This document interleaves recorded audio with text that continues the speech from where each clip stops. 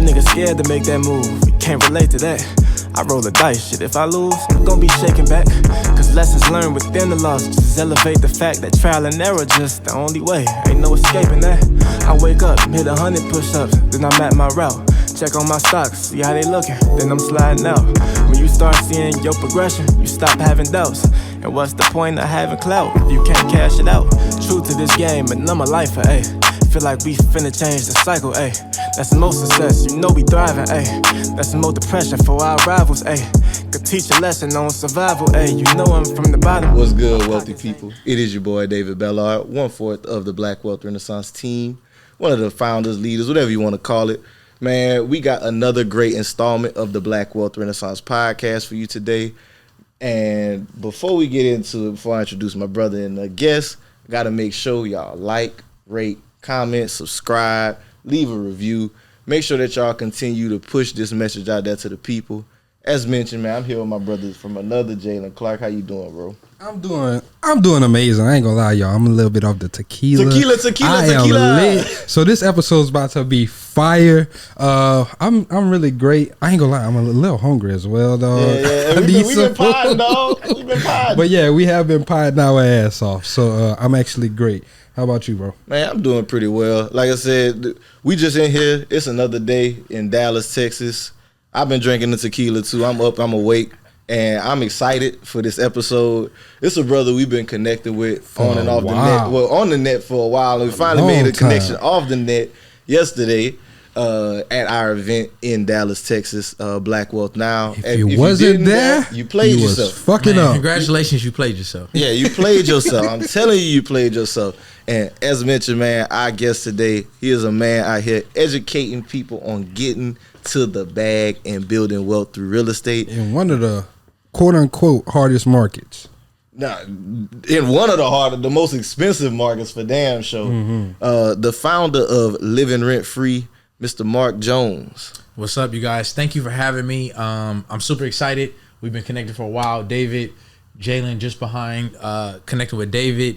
When I first started my brand, the first person that was a big brand that supported me was David by sharing the message. Damn, I didn't even remember that. Yeah, man. And so now we chilling here, sipping the tequila, about to talk real estate, building wealth, and I'm excited to be here, man. So thank you guys for having me. I appreciate you. I'm so happy this shit can come full circle, bro. I didn't even think about that. That's crazy. You were the first one, man. I'm like, what is this page reposting me? And you know, it was just something I was speaking Black to our people. Movement? Yeah. Black Wealth Movement. Yeah. And I didn't even know about Black Wealth Renaissance. I figured that out through David's page, Black Wealth Movement, and then it just was history from there, man. So you guys are doing some amazing things yourself. So I appreciate that, bro. Definitely. And it goes to speak just the reason of sharing in the first place, you're providing value. And that's what I know you can do. Just like explaining your story and getting into really how to build wealth through real estate. So, Mark, for the people who don't know you, could you please give them an introduction to yourself? Yeah, so my name is Mark Jones, as they already said, founder of Livin Rent Free, born and raised in Los Angeles. I'm a real estate investor, online entrepreneur, realtor. You can say a lot of different things to describe me, but the key in starting a brand was I struggled to build wealth. I was trying to figure out how can I get ahead in LA, one of the most expensive markets, and make it work, right? And make shit shake, if I could say that. Yeah. And so when I figured it out and I kind of cracked the code buying a triplex in the Inglewood area in Los Angeles, which is an up and coming booming area, I said, I got to share this with everybody, especially black people. I got to share this. So, that was the movement. I started Livin Rent Free, and I just started off just providing value and creating content to give people game that they can apply and change their lives. And it just grew from there, man. So yeah, that's it.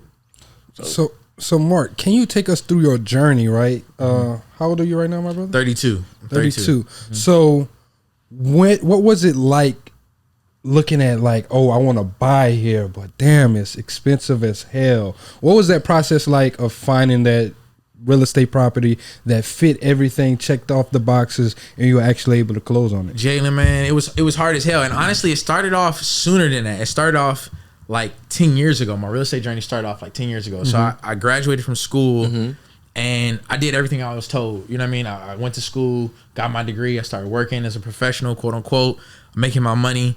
But I wasn't making no progress. I wasn't getting ahead. I couldn't stack. I didn't know about like real estate investing. I didn't know about stocks. Now we got all these, Black Wealth Renaissance podcast brands teaching us. But 10 years ago, I didn't have that. And my biggest bill was rent. So I said, if I could get rid of this rent every month, I could stack. I could get ahead. So I'm like, how am I gonna figure out how to get rid of the rent? And that's when Living Rent Free came about. I was talking to my pops. My pops always was like interested in real estate, put me on the real estate. He owned real estate in LA, Baldwin Hills, different parts of LA. He owned multifamily in LA as well. My dad, just to clear things up though, put it out there, my dad was a drug dealer. So he didn't graduate from high school. He was put out on the street when he was young. And so he had to come up and figure it out. He got into selling drugs, selling cocaine, trafficking, became like a distributor. But he put some of his profits into real estate. He used to teach me about real estate. So he said, look, why don't you buy a property instead of blowing your money on rent? Bought my first property using FHA, very little down. That's a program where it's called Federal Housing Association, or Federal Housing Administration, I should say, where you can put down 3.5% and you can control an asset with only 3.5% down. So where I was living at the time, they didn't have a bunch of multifamily properties. So I bought a single family property and I rented out the rooms. So that was my initial start, actually finding a property. And back then, all I wanted to do was to live rent free. I wanted my mortgage to be paid for, my taxes, my insurance to be covered. And if that was covered, I was Gucci. I didn't mind paying the landscaper or cutting the grass myself. I didn't mind, splitting the utilities with them, the little extra expenses, the maintenance and repairs. I was like, I'm still getting ahead because I'm in LA County and I'm not paying rent. I'm Gucci. So that's how I started. But the new triplex, it was like another level. So I could talk about that too, but I just wanted to say how it started. Okay. So you buy your first property. What was it? A 3-2? It was like a 3-2. Yep, it was 3-2. That's exactly right. Yep. Did you rent out both of the additional rooms? Yeah, I had to. I was in the master, so if I had a shorty over or whatever, I had the master, so I could still have my master. But I rented out the two single bedrooms to. It was an engineer. It was a white girl. It was an engineer. It was my first one, and a brother who worked in aerospace. Young dude. Crazy thing was, he saw my library. He saw what I was doing. He said, "I'm trying to get on. I'm trying to get like you." And he bought a property when he moved out. That's hard. After I put him on. Yeah, he was the first one that I saw apply it. And I'm like, wow, like younger dude, he's listening to me. I think I was like 24. He was like 21, 22. And he bought a bigger house. He bought like a 5-6 bedroom and started cash flowing crazy off the 5-6 bedroom. And bought it with FHA too? FHA, he ran a play. He ran a play. I told him, it's this funny thing too. I told him, look, you can eat some of my food. You can walk through the hallways. Y'all can make noise. The one rule y'all can never break, don't touch my fucking library. Do not go through my books. Because the books saved me. Knowledge got me out of poverty. Knowledge got me to being able to buy the property. And I don't want nobody to touch my books. But it was like an open library. It was like a glass door. So he would go and read the titles. He's like, man, you own this, man. You building wealth. I'm trying to get in your position. I said, no, I'm cooling, bro. I'm just chilling. He said, nah, man. Come on, be real. You ain't gonna pull that one on me. Come on, give me the game, man. Give me the game. So I was like, look, you seem serious. So I put him on. And yeah, bro, now I think he bought like a 4-unit after that too. He bought a 4-unit after the single family property because he kept stacking and he just kept growing from there, man. So yeah, it was a 3-2. I'm sorry, I'm going off on tangents. Oh no, you good. But it was a 3-2. How long were you in that property? So I was in that property, I think, for a year or two, like a year or two of stacking, and the mortgage was about like 1,000 or like 1,100. Oh, that's still not bad. Yeah. And what year? So 10 years ago. So this was like I got interested in real estate in 10 years ago when I was 22, but I didn't pull the trigger. That's another thing. People procrastinate. Mm-hmm. You learn about real estate. You have people around you that are teaching you about real estate, but you don't make a move until years later. So I got into it at like 22. I was interested. I was gonna pull the trigger. Didn't jump into the game until I was like 24. So this is 2014. Mm-hmm. I think I closed on the property. Stayed until like 2016, and then I rented it out and created it as turned into a total pure rental property.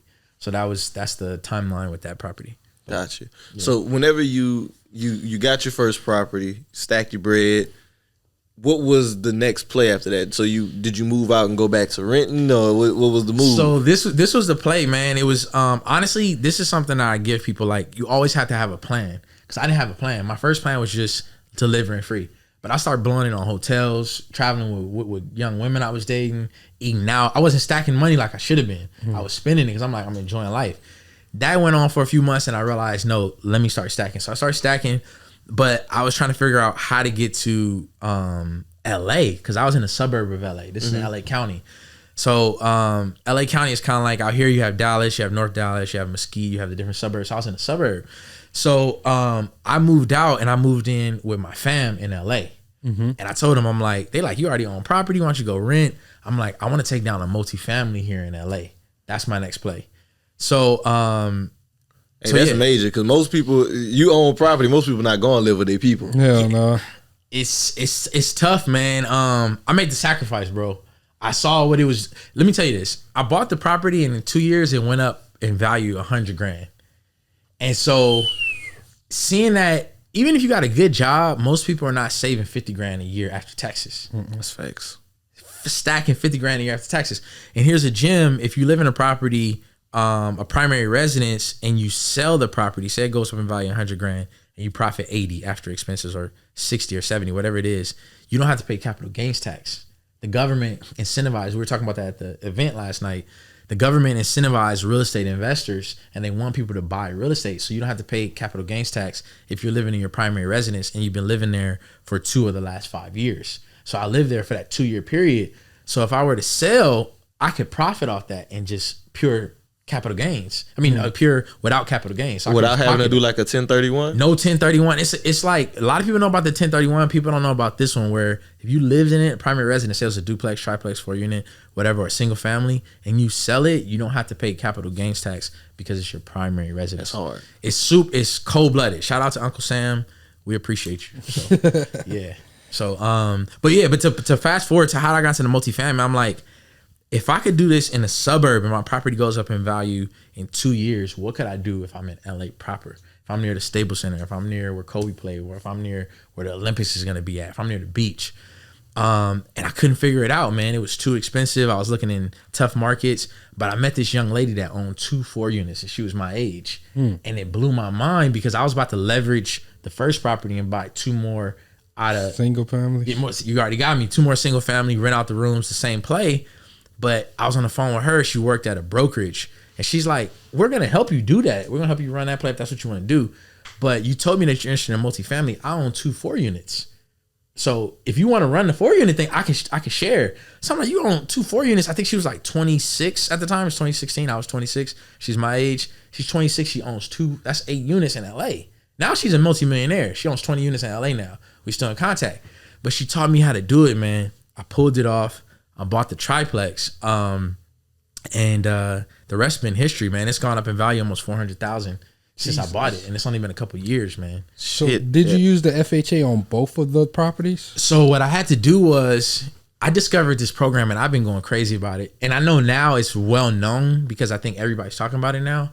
But when I first came on the scene, I didn't see a lot of people talk about it. It was NACA program. You use NACA as well? I use NACA, bro. So this is the thing. So you only have to put down 3.5% FHA, right? Mm-hmm. But you have to use there's closing costs. There's reserves. So in LA, on $1 million property, excuse me, hitting the mic. In LA, say you get $1 million property, you need between closing costs and down payment, that's like $55,000. So it's $55,000 plus you need 6 months of reserves. If the property is a 4-unit and it's $1 million property and the mortgage is $6,000, 6 times 6 is 36. So between the $55K and the $36,000, you almost need $100,000. You need like 80 something grand. And so I'm looking at it like, okay, it sounds good. You can do FHA and just get in. And I talked to the homegirl that owned 2 units. She's like, oh, just ask the family for that. And I'm like, I ain't got that shit. I don't think that's gonna happen like that. Gonna fly. And so she comes from I think she's like part Jewish and half Creole or something like that. Oh yeah, the Jewish people. The Jewish is different. They got the money. And so I just told her, I was like, I ain't got it like that, whatever. But what I did was I sold the first property because I was like, you know what? I realized sometimes we hold on to peanuts and we don't want to let go to go grab gold. Ooh, you speaking heavy right now. Come Man, on, wait a minute. Run that back for him. Sometimes we're gripping and holding on to peanuts and afraid to let go so we can get gold. And I realized that I said, damn, I'm holding on to this single family up in the suburbs when I can own a multifamily in LA and keep growing as an investor. So I sold it, no capital gains tax. profited like a little over 60 grand. 'Cause you got to pay your agents, both sides, closing costs, all that, right? So I profited, but I pocketed it because I used NACA, which is no down payment, no closing costs. So with no down payment, no closing costs, everything just went to the bank. I got a question with NACA because I was talking to one of my coworkers about it. They stated that they put some type of 20-year hold mortgage or something on it. Wait, 20-year hold or 20-year 20-year mortgage? Like, okay, hold on the mortgage. Yeah, like it it was like You can't like a lien. refinance out of it. like a lien. Yeah, some Like type a of lien. lien on it. So I think this is the thing too. It's a lot of misinformation out on the NACA program. So I like to clarify there is a $25,000 lien. Okay. And they were talking about that last night. How there's loans where 100% finance, 0 down, but you have to live there. Excuse me. You have to live there for 5 years. With NACA, they put a lien for 5 years on the property. They want you to stay there for 5 years. And what that means is, doesn't mean you can't sell the property. You can sell the property with no issues. But if you're trying to do a cash out refinance, if you're trying to do a refinance, or you're trying to do a home equity line of credit, and what that is that all those things raise up your mortgage payment. They're a neighborhood assistance corporation of America. They are a community development organization. They're investing in Black, Latino, lower income neighborhoods, and they don't want us to lose our homes. So they're saying, if you're going to be refinancing this, we have to approve it first. And so how do I know? I've actually taken money out of my triplex because it went up 400 grand. Never let your equity sit dead. If you have equity in your property, you want to wisely, carefully, and prudently leverage that equity and buy more real estate. And what you invest in has to give you more money than it's costing you, the debt. That's wise use of leverage. You don't want to be over leveraged, but you want to use a wise usage of the debt. So I tapped into it, and I thought it was a 3-year lien. So I thought I was clear. It's been like, I think it's just hit 3 years this summer. But they were like, nah, that's a 5-year lien. Like, you gotta go through us. So that's the lien. But I have friends that have sold their 4 units after a couple years. They don't take any money away. You can sell it, it's no problem. But in terms of cash out refinance, or HELOC, there's a lien on it. So you can sell, but you can't use the leverage strategies. If you use it, they have to approve it. And what it is they have, and I'm gonna tell y'all, you always gotta be careful with certain things, especially when it's recorded, right? But like, there's 2 ways that they allow you to leverage and refinance and pull money out. You can do it for home improvement, or you can do it for education. After you pull the money out, they're not knocking to see if you're going to Louisiana State. They're not knocking to seeing if you renovated the home. They don't do like FHA 203K where they come and they want you to double check and they check everything. I'll send the inspector. They're not doing that, but they make you go through a budget and make sure you can afford the new payment because the payment is going up. But once you can afford, you prove that, they'll give you the clear. You can go get the refinance, go get the home equity line of credit, and use that money for education and for renovating the property. But they don't check what you're using it for. But once you get that approval, you can go and use education and renovation. That's it. I got you. Okay. Like my boy Andre Haynes said, they ain't got no damn NACA patrol running around here going knock on your door, man. Them niggas not coming check. They don't have the resources, man. There's no FHA They police. badly can take the workload. They're disorganized. It's a nonprofit. But I always say publicly and privately, I don't recommend mortgage fraud. I don't recommend any type of shady behavior. But he's true. He's right. What Andre said, they don't have those resources. So you want to follow the rules, but rules are meant to be. They're malleable. There you go. We ain't gonna say broken. Just a little malleable. And so use it wise. Do things wisely. So you can use it in leverage still, and you can sell. You could profit. Like one of my homegirls from college, her property went up in value like 880 grand in a couple years. This LA, bro. This LA. It's cold blooded out here. It's cold blooded, and she sold it, cashed out, and she just bought property in Ohio, rental property. So she bought a whole lot of property, bro. She ran it up, man. I think she owns like 12 units out there, something like that, and now she's getting crazy cash flow from the Cleveland market, which we know is really cheap and it's high in cash flow. So people look at the program and it's like, oh, you have to stay there. Oh, you got these liens. You can still use it to build wealth. And especially with equity. Remember what I said? My property went up in value 100 grand in 2 years. This other property in LA, 400 grand in 2.5 years. That's a triplex. Triplex, 300 grand in 2 years. 400 grand in 2.5 years. You're not going nowhere. I made a lot of money last year. Ain't no way I'm saving 150, 200 300 grand in a year or two. Even if you're making 2, 3, 4, 500, it's hard. Yeah. You going out drinking, you spending money, you invest your money. Taking trips. Taking trips. You're not going to turn around at the end of the year and you got this equity stack like that. You're going to invest in stocks and they're going to turn around like that. But real estate will, and you can leverage it, you could grow. And people get kind of caught up in just a little cash flow that's coming through. They're like, why do I make this investment? There's faster money, but long term, it's bulletproof. No equity appreciation like real estate. None of that, man. So you got to have that, man. That's how you get rich, bro. $500,000 in 2 years? That's crazy. Yeah, you can't beat that shit. Think about this. In 20 years, in 30 years, it's paid off. It's over there by the stadium, the SoFi Stadium, Rams, Chargers, all that. That's where the Super Bowl was. Mm-hmm. My property's on the same street. It's on Manchester where the Super Bowl was. So say in 30 years that's paid off, I'm renting that out 10 grand a month, and it's worth $3 million when I bought it under $1 million. You set. Hell You set, yeah. bro. So people just got to realize you can make one good decision in your 20s and your 30s, and you'll be set in your 50s and your 60s. So Do you still live there? you have to. You have to. Okay. So right now I'm in Dallas. But I'm house hacking it. So I live in one unit, but I travel, man. So sometimes I sublet it, and sublease it. I'm sorry, I'm mixing up the different words. Sometimes I sublease it. I'm being transparent, man. So sometimes I'll sublease it to travel nurses. They have a 3-month period, but it's still my primary residence. So I follow, like I said, I follow the guidelines, follow the rules, but nothing says you can't go and travel if that's a part of your work or school. Like I'm going to Finland next week. I go to UCLA, so I'm doing Finland, going to Europe. So I'm renting it out to travel nurse while I'm traveling. So that's totally within the guidelines. That's cool. dope. Yeah. I'm glad you're putting that out there, man. Yeah. So, Mark, could you walk us through the numbers on that deal? I know you sold the other house so you could go ahead and buy the triplex. Yep. What was you got it through NACA. Purchase price. Yeah, so what was the purchase price? Numbers. Yeah, I can run some numbers. So I bought it at $640. This is in 2019. Interest rate was 2%. That's another benefit of NACA, is that before the interest rates were crazy low during COVID, I got 2% already. Even 2 now for the COVID people, I got 2.7, I got 2.8, I got 3. 2 is cold blooded, but why that's important is that I use negotiation strategies to get the seller to buy down the interest rate. So I think he gave me like 18 or 20 grand towards interest rate buy down. So that kept my mortgage low.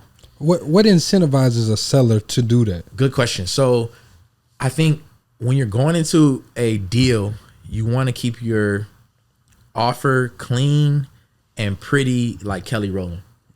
So you don't. That's a pretty beautiful lady. Beautiful lady. So you don't want to ask for a bunch of concessions up front. You want to ask for a bunch of negotiation, propositions up front. You want to wait till you have leverage. So once you're deep in the deal, you do inspections. They come back, and the seller is motivated. You can say, "Hey, look, it's termites. It's the foundation has some issues. The roof is a little bit old. I'm gonna have to replace it. I need a credit. I need money back." And you have to see, my seller was doing a 1031 exchange. So they were on the hook. They had to find another property. It's within a certain amount of time before we close. You have to find a motivated seller that's willing to give you that leeway. So to answer your question, they have to be motivated, and you have to understand it. You can ask them, why are you selling? A lot of people don't think they'll give you the answer. People will tell you why they're selling. So you can just ask them. Okay. So, yeah, sorry to deviate you from the actual numbers you're going into. Yeah, we can do it naturally. Yeah, appreciate that. Yeah, so 640, the mortgage, because it's like 2%, was around like $3 grand. What attracted me to the property was that each unit was being rented for close to $1,500. So yeah, and that's low. That's low in LA, and the reason is that still that's 2 units. That's your mortgage, my man. And so I'm living rent free. And so when I calculate, I'm like, all right, I'm paying the water, right? Because landlords in LA, they have to pay the water, right? But the other utilities, they're paying it. I'm paying $70 a month, $60 a month for landscaping. I could do the landscaping, but I pay them to do it. I'm living in a triplex, Inglewood area, off Manchester, and I'm paying, $200, all expenses, $300, $400, whatever the number is, all expenses. Can't beat that. I can't beat it. And I'm up $200, $300, $400 grand in a couple years. It's an appreciation market in California. Right now, I'm working on a 14 unit. We're going to be closing towards the end of this month. And that's a cash flow play. This is in Pittsburgh. So the numbers are way different on that one. It's going to be like a 14-15% cash on cash return. So that means if you invest 100,000, you get 15,000 per year, in the cash flow. Sheesh. So that one's a lot different, but it's not appreciation market. So I'm looking for pure cash flow there. So you just have to kind of see it. So the way I'm I looked glad at you're it, breaking down that my bad. distinction between the two, though, like an appreciation market versus a cash flow market. Like, because whenever you're talking about LA, people kind of shied away from some of these deals because they're not getting the cash flow that they would like. And you're not going to get the cash flow. I talked to a lot of my clients and my students. So just to be clear, with Livin Rent Free, my students buy all across America. So they're buying in Louisiana, they're buying in Dallas, they're buying every state basically. But people are attracted to me because they know I'm in LA and it works, and I make it work in LA. But I always tell them, remember, you're buying for appreciation. You're about to get rich off the appreciation in the short to medium to long term. But you may have to pay $500 a month. You may be paying $1,000 a month. But in LA, $1,000 a month to own a triplex, own a 4-unit, you winning. That's solid. As long as you're not in the deepest of hoods, you good. You're straight if you're in a safe area and you're paying that much. So some of my clients pay like $1,500. One of my clients bought in Inglewood as well, paying like $1,800. It's a couple, so between the two of them, like $900. It's solid, bro. They're killing it. And so I just think people just have to keep it in mind is that with multifamily in LA, your appreciation market is going to be different. So Mark, bro, you got this deal out there in Pittsburgh that you said you're working on. The deal there, are you using the equity from the California property that appreciated 400 in the past couple of years? Yeah, so it's a combination of money that I've stacked. And I just want to say this too. If you're a young, I like to speak to the men because hey man, do it. We need Talk more. To them. Yeah, we need brothers out there. If you're getting money, stack your money. Live beneath your means. And stack like your life depends on it. And those that are meant for you and to go with that journey, they'll understand you. Because people try and clown and they want us to flex and flaunt. Man, I live on like 30% of or less of my income and stack 70% of my income. And the income is like hot on the higher side. So to stack 70% on the higher side of the income is like incredible. So the whole point in saying that is just make sure you stack your money, because in 5 years, 10 years, the people who've been investing and they got 10 grand a month in cash flow, they got 8 grand a month in cash flow, passive. They're the ones who really gonna be stunned, flossing, living free, traveling, doing whatever they want, spend time with their daughter, children, family, wives. So a lot of the money is money that I stacked just from an investment, from my from following like Earn Your Leisure, my Ian, the Master Investor, my own business, closing deals in LA, and then some of it is from the equity and the asset. Yep. So Gotcha. All in, it's like I think I'm putting down like it's like 140. The numbers on that is a $715,000 deal, 14 units. It's 1 6-unit, 2 triplexes, and a duplex. The down payment's like 140 grand, and then like hard and soft costs is like 50 grand. So like, so this is like a package deal that you're buying. Portfolio deal. I got you. That's dope. Yeah. And I'm glad you were talking about the actual stacking your money and being a high income earner. So what's the other side of your business? I know you're a realtor. Is that where you making a lot of your money from? So you said like stacking the money. I just want to say this again. I'm sorry. I want to reiterate it. It's not about how much money you make. It's about how much money you keep. So I got a homeboy. I have online business. So I teach people. When I say my students, I have classes and I teach people how to invest in real estate with Livin Rent Free. That's my online business, and membership groups as well, where we meet. I coach people, whatever. And then I have my realtor business where I help people close multifamily properties in Los Angeles. But I have homies that make a lot of money, and I say, do you have 30 grand stack? You have 50 grand stack? You have 60 grand? You have 100 grand stack? Liquid. You got more followers than dollars, like Drake said. Everyone that sees you on social media, you in Amsterdam and you the man. But between me and you, I got to tell you, you slipping. You got to stack your money. And so I just want to reiterate that. But those are the two businesses, bro. And also some speaking engagements because of the brand, but that's like a few thousand. I think I made like $5,000-$6,000 or something like that. So it's not that much. I'm glad you mentioned the 100K, because I remember you was going on a campaign last year, or was a year before last. You was like 100K in the brokerage account. Are you bullshitting? Yeah, liquid, man. Yeah. So speak to what was that thought process with that, and what was it like reaching that milestone? So you know who put me onto it? I think I heard it first through, his name is Gerald Peters. He's a white dude. He's in Texas too. I think he's in Houston. But he was the first one. He was like, if you're 30 years old and you don't have 100K put up, you've been bullshitting. What you been doing for the last 10 years? I got real estate. So I'm like, okay, I got my net worth is cool. You know, something strike me when he said, do you have 100K just stacked? But I didn't act on it. And then COVID hit. And Xavier was saying, I used to think that like 20 grand put up, 30 grand put up was good to take advantage of opportunities. But then he said, I realized it wasn't enough. You need at least 100 grand. And when I saw him say that on the timeline, stacked, just in your savings account, just stacked up. So I'm like, fuck. After he said that, I said, I'm going on a campaign. I posted on Twitter. But I was going to put it in a brokerage account because I understood that the stocks were riding up. So it was going to push me beyond 100. Yeah. So that's where the brokerage account thing came. But my boy Steven Story challenged me. He said, I bet I could beat you. I bet I can get to the 100 grand before you. For the record, I beat him. I got there 6 weeks. I beat him for the record. But he inspired me. So what the journey was like, we met like every other day. And I never met him in person. He came out to LA and we met. But we met like every other day. We were talking, texting, inspiring each other. Yo, I'm doing this, I'm doing that. Where you at? Where your numbers at? And we got there. I got there in a short period, man. But to be honest, I had a little cushion already.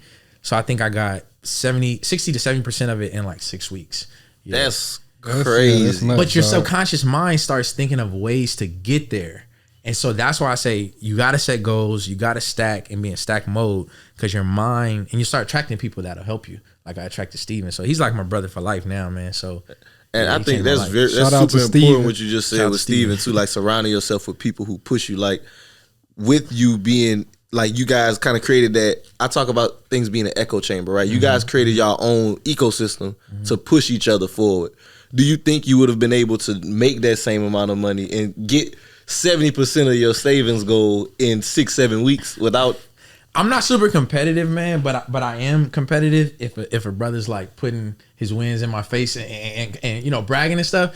So he's like, yo, I'm at 1,000 today. I'm at 1,800 today, or whatever. I'm like, I'm not gonna let you just stun on me. You know what I mean? I gotta turn up. So I'm like, I'm at 1,200. By the end of the day, I beat you. I'm at 2,200 for the day, or whatever. So that pushed me, and it created brotherhood and it's healthy competition. So, because sometimes it's not healthy, you know what I mean? It's like people putting people down and shit like that. That's not my style. I like to uplift people, empower people, and so yeah, bro, I wouldn't have been able to do it without him. That's why I say he's my brother for life, man. He changed my life, man. So, Steven changed my life too. He the reason I jumped off the porch with the IA shit, dog. And what's IA, man, for clarity? Insurance adjusting. Yeah. So independent insurance adjusting, to be specific. So yeah, I remember I had my license since 2019, and I got on a space where Steven was actually just talking about it, and he was like, "Yeah, man, I had somebody make 100,000 in 6 months." I was like, "Wait a minute, my nigga, what you mean, dog?" He was like, "Yeah, like it's like that." It's like that. And I was just like, you know what?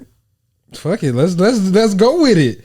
And then ever since then, like I've been turned up. And as they was telling you, my recent deployment is really good. I'm making like 14 bands a month off of that shit. What? Say that again. Like 14 bands. Lean into the mic. Yeah, like 14 bands a month. I love that, man. I love that, bro. That's dope. That's dope, man. Yeah, definitely the Makes me IA proud. world is definitely a motherfucking like I think I was telling you this prior to getting on camera, like definitely is a lucrative opportunity for a lot of people to just get started. And whenever you talk about stacking, it's a good way to start stacking. I think a lot of times we talk about making more money, and it's a common thing a lot of people will tell us. They'll be like, man, I want to do this, I want to do that, but they don't want to make a change to start making more money. And like sometimes you gotta hop out a different field and go into a different thing, something that's gonna be more lucrative. Like you're a realtor. If you want to get into real estate, Paris made a great example. You're like, bro, you want to get in real estate. You like, I don't have the money to buy a property. Go get your real estate license. Pay $1,200. Work your ass off. Close 2-3 deals. You gonna have your down payment right there. But most of us, like, we always want to skip the work part. I think a lot of times when it comes to getting to the increase part, they just want the spoils, but they don't want to do the work for it. Like Tim said, they want the cherry on top, but they don't want the cake. Man, a lot of people overlook opportunity because it looks too much like hard work. I like to say that. Or I think Thomas Edison said, like, a lot of people avoid opportunity because it looks like overalls. Back then they wore overalls. People were working hard. So that's why he said that. But yeah, man, you gotta do the work, man. And on the other side of consistency and work, that's the spoils, bro. That's where you get the wealth, man. And yeah, I love what y'all doing. I love and I just want to say this too. That stacking, me looking at this property and how it's about to change my life, because I'm gonna be halfway to my financial freedom goal where I don't have to ever work again. I'm retired once I close on the deal. But I'm just grateful that I had Steven. I'm grateful that I was committed. I'm grateful that I did that stacking, because now I'm like, wow, I can afford this, commercial deal. And people are going to send you more deals. I'm going to start raising money after this and buying more apartments. And that credibility is there because you own them. You own a 14 unit. You know what I mean? You're already doing it. So, yeah, man, just make the sacrifice. All my brothers out there, make the sacrifice. One thing that I did want to speak about, like just on the podcast in general, is sometimes people see you in this winning season, right? And they like they start to compare themselves, right? Right. So something that I always think about though is being in your season, right? Mm-hmm. Life has seasons. Yep. The actual weather has seasons. Mm-hmm. Like if you think about it, right, the time of spring going into summer, yep. You can do anything to grass. You can do anything to a plant. It's still going to keep on growing, right? So you got to realize that sometimes you have to be in your season, and it don't matter what life throw at you, whatever. Like you're going to keep on growing, but sometimes you have to go through fall and winter as well, right? Not sometimes, every time. Exactly. And winter's gonna always come. Winter is always going to come. Yep. It might not come for 1 year, 2 years, 3 years, but it's going to come. And those are the times where you have to be pressed down and you have to really be hardened so you can get to that next level of growth. And I think sometimes people often compare themselves like, wow, that person is in their season, they're taking off, they're doing all of these things, and they too often get distracted and they start comparing themselves like why am I not doing this? Key, because bro. You got to realize this is not that season that you're in. So I'm glad that you brought that up, bro. Like it just really just struck something in me. Man, that's so deep because I want to repeat, like I'm 32 years old, right? I don't know how old you guys are. I'm 28, bro. Y'all young. I mean, we all young, but like a lot of people that are killing it, they're benefiting from these podcasts and all that. I didn't have this when I was 10 years ago. Earn Your Leisure, Black Wealth Renaissance, all this stuff didn't exist. It was my pops and maybe Jay Morrison before the controversy, but it was just that. It was that was it. I gotta do the disclaimer, right? But you gotta realize, like, I'll give an example. I tried to be a realtor. I think like 6 years ago. I was door knocking in the heat. People turned me down. Why don't I want to work with you? I created a brand where I help people close on deals through my education, and then people came to me and then I could use it. That was 6 years later. Man, with the multi-unit in LA, man, I almost gave up. I'm the oldest sibling. I'm the one that's enthusiastic, go-getter. My brothers had to come and inspire me. I was about to go get an apartment. I was about to quit because I put in over like 25 offers. And they don't show you that. They don't show when you crying on your birthday because you lost a deal. You don't see that on the podcast. You just hear the glory. Even this 14 unit, I was in escrow in this 14 unit earlier in the year, but I was too green. I thought I saw everybody getting 30% cash on cash return, 25% cash on cash return. I thought out the gate I should be getting that kind of profit. I walked away from the deal. Then after I got experience seeing what was out there, I said, wait a minute, this is a bomb ass deal. I could add value, and in year 2, year 3, I could come up. So I posted every day for 365 days on my brand. And that's how y'all started reposting. I posted every single day, sometimes more than once a day, twice a day. I was doing a campaign telling people you got to post 2-3 times a day. Consistency. So it's like people don't see that part of it. And in terms of the jealousy, I know people that make 25 grand a month. I had a boy who started with me, a white dude. He had a wife, and now he got the Tesla, the X7 BMW, the primary residence in Scottsdale, all kind of properties. But I told myself I'm gonna be happy every time you close on a property because I'm up next. I hadn't had the triplex yet. I didn't have a 14 unit yet, but I said if he can do it, I know I can do it. And I had to keep that positive mindset. And it was years. And he was just closing. Him and his wife closing, they smiling, retiring. And this and I'm like, man. And I just instead of hating, you clapping. Man, I'm clapping. Congratulations. My time is coming. I gotta stay down. So don't compare yourself. And that's why I don't follow a lot of people. And I'm be straight with y'all. I got a lot of people muted on the timeline. Some of the people I follow, they muted on timeline. It's love because in person, y'all not muted. I follow y'all. It's love, but a lot of people it's muted because you get distracted, and people don't post when they down. They only post the highlights. Facts. That's a fact. It'll get to your mental health, man. You gotta stay down.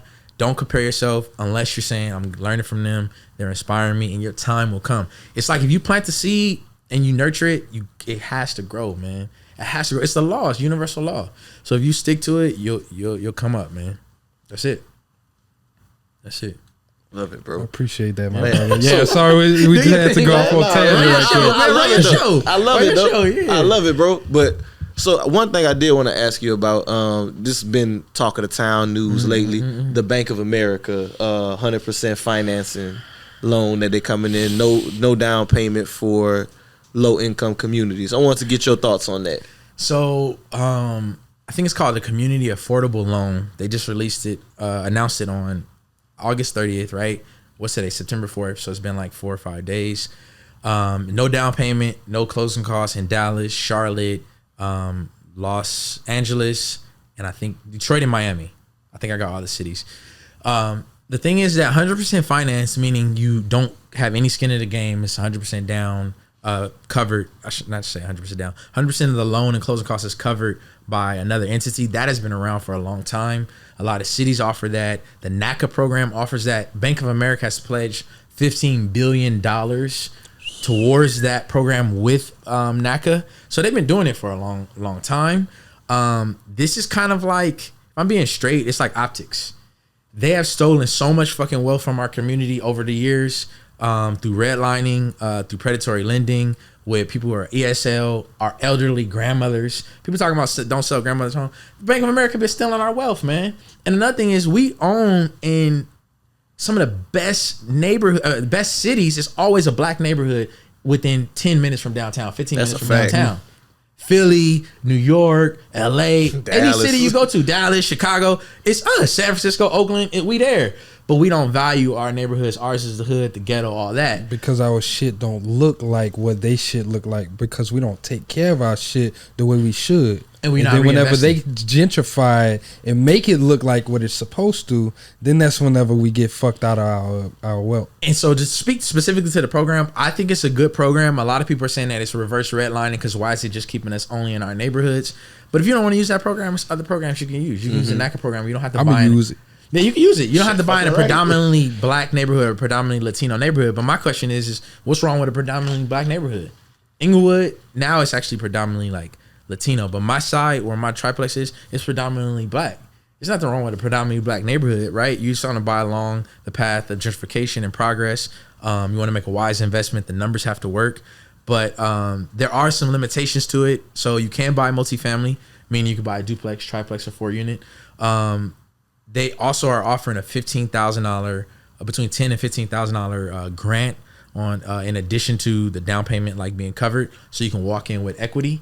And if you walk in with equity, that means you're not underwater, or you're less likely for being underwater. And what that means is that, say the property value goes down, but your mortgage value is still above what you owe, is still above what it's worth, then you're technically underwater. So that helps getting that little bit of grant, that little bit of equity.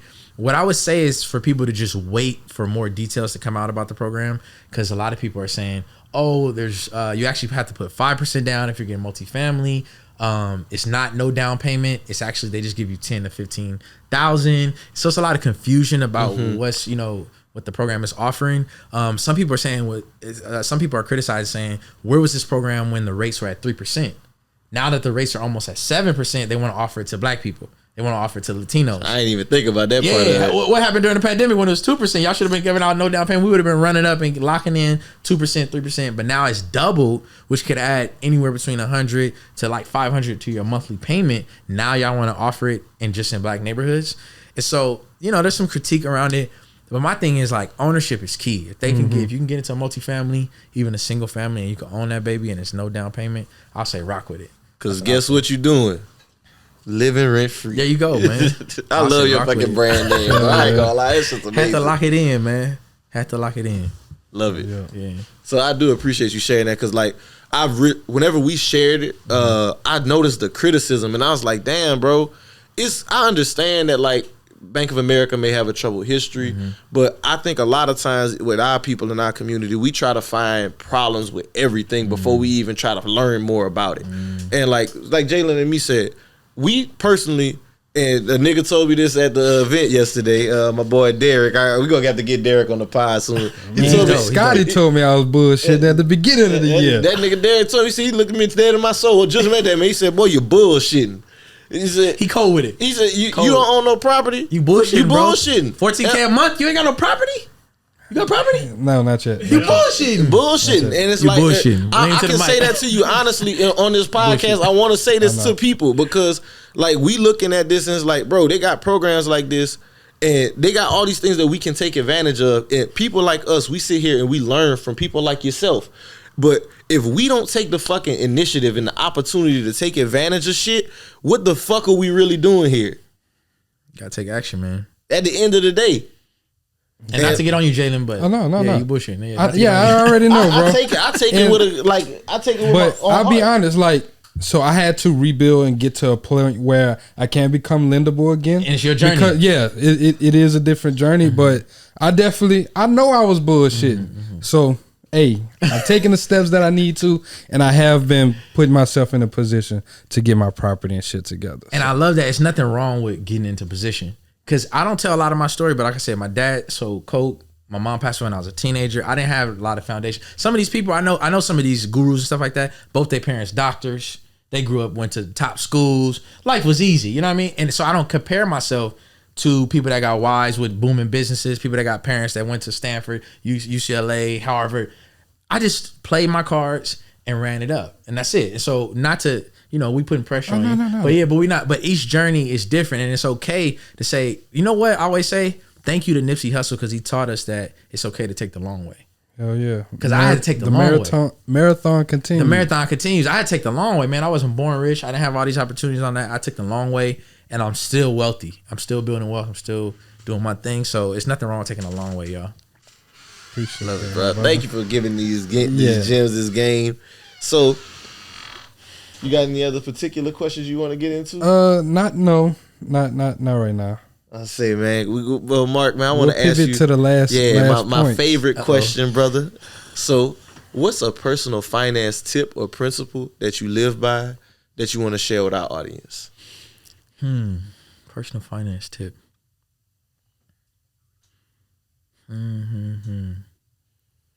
I say, buy your first property before you buy your first luxury car. And not just property, an income producing property, a multifamily property. Get your duplex, triplex, 4-unit before you get that luxury car. Because the wealth is building in the background. You're getting cash flow, appreciation, and you can get the whip. Right now I really want to get an Audi, man. That's my dream car. But I gotta close on the apartment buildings, man. I gotta get the apartment buildings and then we'll focus on the Audi. I like that. Which Audi? So I'm not sure. I want to get S5 or Q5. I'm not sure which one I'm gonna get. So I like that. I've been test driving. I've been test driving. So I've been driving his Beamer, bro. Oh yeah, y'all rich. Y'all not as rich as y'all. No. See, look, and I'm glad that we on this conversation though, because I can speak from experience in the fact that buying a property before a luxury car is always smart. I bought this car specifically for the reasons to do Turo, right? But cars are depreciating assets. And cars have mechanical issues that's going to cost you. A rental property, at the very worst come to worst, you buy a rental property and shit starts breaking and it appreciates in value. You can borrow against the fucking value of that property to fix it. You can't do that with no car. Sure fucking can't. You can't do that. And so what you're saying makes a lot of sense. And I would say and agree with that. Like, buying a car to do Turo, don't get me wrong, it's still a good idea. Cool. You can make cash flow, but that appreciation piece is where you're not building wealth. That control, that ownership, man, it's priceless, man. Even the tax benefits. I didn't even talk about all the tax benefits. So many tax benefits in real estate. That's how Donald Trump didn't pay. How much he paid? $1, $4 or some shit like that? I know that last tax play he did. It was cold-blooded. That motherfucker cold-blooded. I'm talking about the on the golf course. Yeah, buried that's his a cold. wife. That's a cold. You didn't see where he buried his wife on the golf course? No, not his wife. He buried his ex-wife. I say buried his wife. I thought she was still living. Buried his ex-wife on the golf course. What? So it's now considered. Yeah, it's considered a cemetery.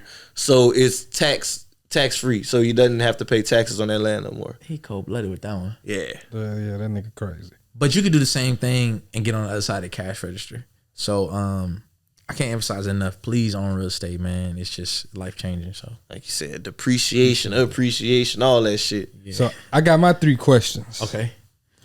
Are you frugal or a flexer? I'm more frugal, man. I'm more frugal. I like to flex with assets and having money to spend. I like discretionary income. So I like tipping heavy. I like, check picker up or like buying stuff from my lady or my family or whatever. I like that, but not like material flossy stuff, man. This is a Fossil watch, cost me like $100. I got the chain tuck. I'm just chilling, man. I don't flex like that. Yeah. That's a bet. Second, how are you building wealth for your future generation or to leave a legacy? The main thing, man, is the real estate and getting my mental health stuff right, man. Like, That's important. because if I'm emotionally balanced, I can get with my lady. She's emotionally balanced, and you can be there. Because you can buy all the properties in the world and not have a relationship with your kids. They hate you. You're not building right. So those two things, like the emotional, mental health, spiritual side strong, and then the money, you bulletproof, man. Gucci. I love it. So- Last question. Do you have life insurance? Yes, I don't have enough though. Yeah, I don't have enough. It's about a $300,000 policy, which I feel like embarrassed because I know y'all into the $1 million policies. Y'all promote all that, but the reason why is that like my beneficiary is my younger brother. He's an engineer, so he's gonna be my business partner, and I trust him with everything. So on all my stuff, will and testimony, all that shit, it's all in his name. So he's learning property management stuff like that now. So if I pass away, he gets everything. But I don't have children, so I'm not trying to go crazy with paying every month towards life insurance if I don't have nobody to pass it to. So yeah, he's getting the 100K in the brokerage. He's getting a 14 unit. He's getting the triplex. Beneficiary on all that. He's getting everything. So I tell him I'm like, you the one, man. So make sure you keep your head on straight. You're going to be around for a long time. But Yeah. I do enjoy having this conversation still because I think it's something that us as a community, we kind of shy away from.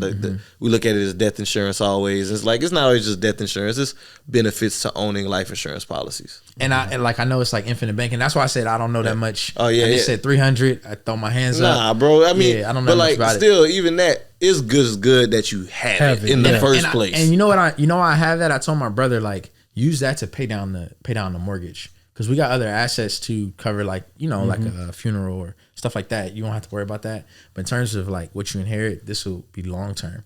Always think long term. Don't sell it. Learn how to manage it, operate it. You be Gucci. So yeah, that's it. That's what's up. Mark, let them know where they can follow you, where they can keep in touch. The camera still on me? Yeah, let them know where All they right. can purchase the If they courses. trying tap to in. be a member of the mentorship, how can they get involved? So follow me on Instagram, Livin Rent Free. So it's Livin Rent Free, no G, LIVIN Rent Free. So at Livin Rent Free on LinkedIn, you can find me as well, Mark Jones.